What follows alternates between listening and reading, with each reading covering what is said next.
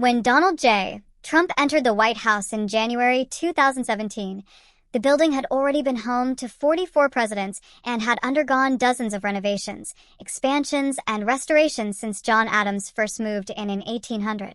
Every president leaves a subtle mark on the residence through redecorations, modernization projects, or symbolic design choices.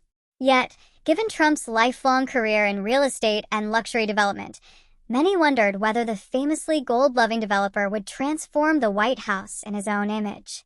While rumors and online exaggerations abounded, including false claims about new ballrooms or gold-plated fixtures, the reality of Trump's changes to the White House was far more measured and practical, though still unmistakably reflective of his aesthetic sensibilities. Before entering politics, Donald Trump's public identity was inseparable from architecture and opulence.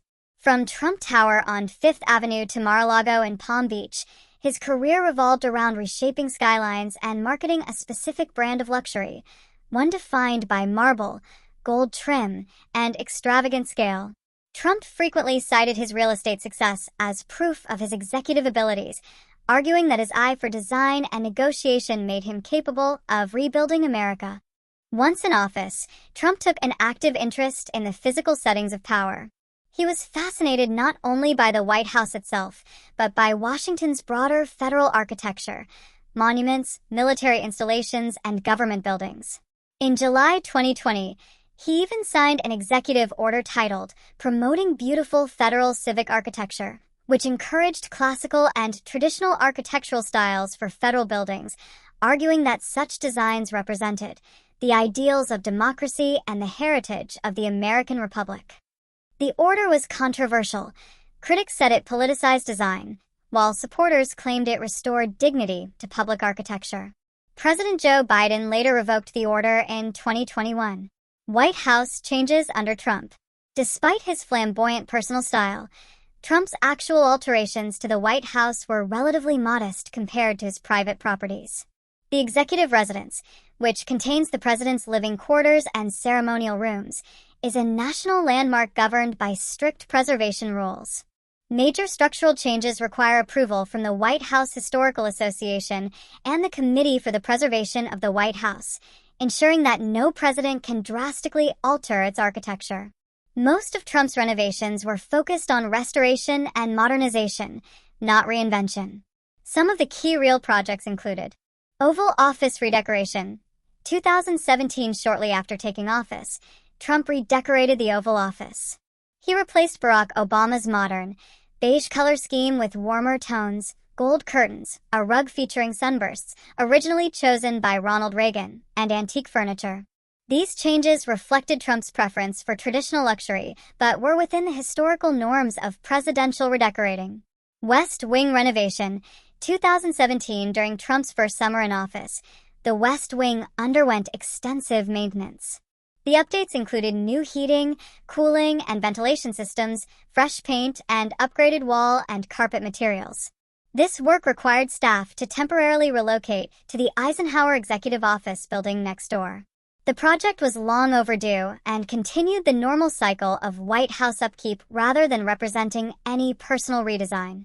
The state dining room and public spaces. Melania Trump, who took an active role in design and preservation projects, spearheaded updates to the state dining room's drapery and furniture.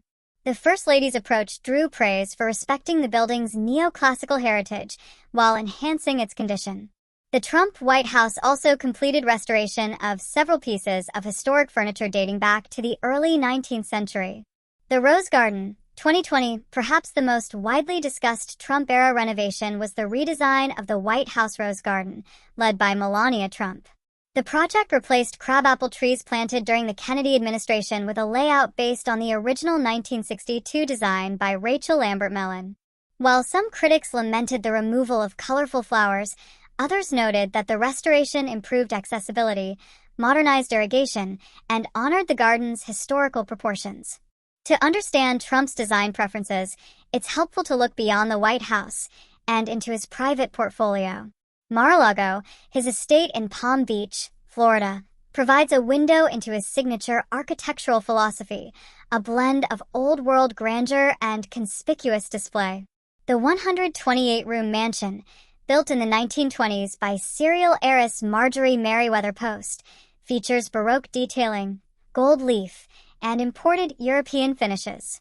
After purchasing the estate in 1985, Trump renovated it extensively, restoring its Spanish and Moorish revival features while expanding it into a private club. Similarly, Trump Tower in New York City, completed in 1983, remains an architectural statement of his brand. The tower's mirrored glass facade and cascading indoor waterfall epitomized 1980s luxury. Inside, polished brass and marble dominate, materials that became symbolic of Trump's self-styled image as a builder of glamour and success. In this context, the restrained White House changes may surprise some observers. Yet they also reveal an important truth. Trump recognized the symbolic weight of the building and generally respected its historical boundaries, even if he occasionally expressed frustration with limitations imposed by preservation protocols. Architecture, for Trump, has always been about symbolism and power. As president, he often used built environments to project national strength and continuity. From the staging of ceremonies in front of Mount Rushmore to the re-emphasis on classical architecture, Trump saw space as a visual extension of authority.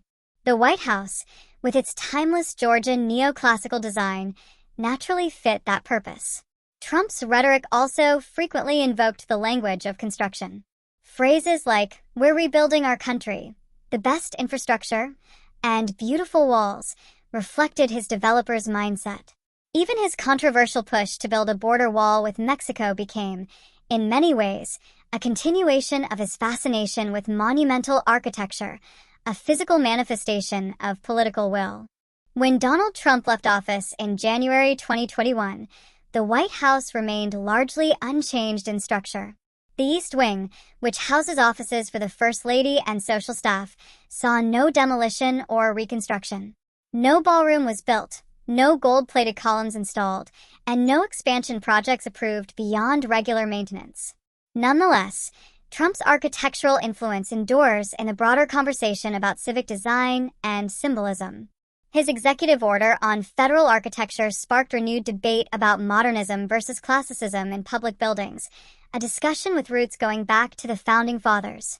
Even after the order's reversal, the idea that federal architecture should reflect democratic ideals in its form continues to influence planners and policymakers. Donald Trump's relationship with architecture, both as a private developer and as president, reveals a consistent belief that buildings communicate power, taste, and legacy. While the myths about him tearing down the East Wing to build a ballroom are unfounded, they reflect how strongly people associate Trump with construction and spectacle.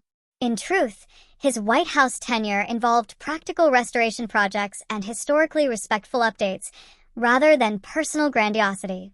The irony is that, despite his reputation for excess, Trump's real architectural legacy in Washington was one of restraint, his influence expressed more in the realm of symbolism and policy than in marble and mortar. Like the presidents before him, he left behind a White House still instantly recognizable, still standing as both a home and a monument to American continuity.